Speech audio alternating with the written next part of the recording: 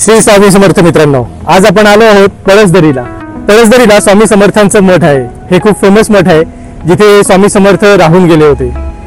तर आपण आज जाऊया स्वामी समर्थ मठाकडे।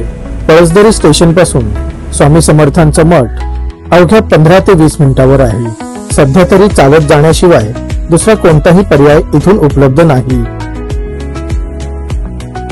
मित्रांनो, आता आपण आलो आहोत पळसदरी स्टेशन पासून इथे या पळसदरी धरणाजवळ।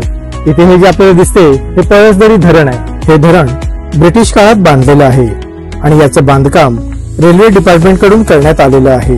पावसाळ्यात डोंगर रांगातून मोठ्या प्रमाणात पाणी येत असावं आणि याचा परिणाम पुळांवर होऊ नये यासाठी रेल्वेने हा धरण बांधला असावा। मस्त निसर्गरम्य वातावरण आहे। सर्व चारी बाजूला आपल्याला झाडीच झाडी दिसत आहेत। पळसदरी हे नाव कसं पडलं याचं जेव्हा इथल्या गावकऱ्यांकडून आपण माहिती घेतली तेव्हा कळलं की इथे पळसाची खूप झाडं आहेत आणि हे जे गाव आहे हे गाव 2 दऱ्यांच्या मध्ये बसलेलं आहे, त्याच्यामुळे पळसदरी असं नाव पडलं।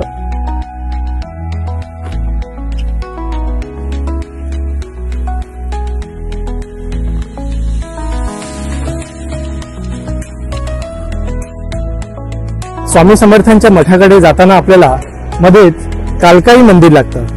हे कालकाई मंदिर इथल्या देवीचं आहे।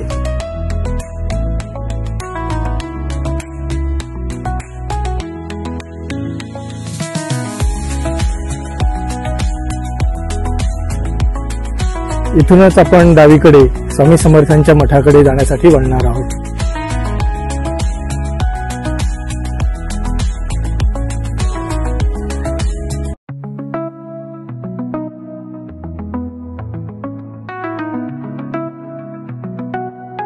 मठाकडे जाताना अशी पायवाट लागते। इकडे झाडीच झाडी आहे।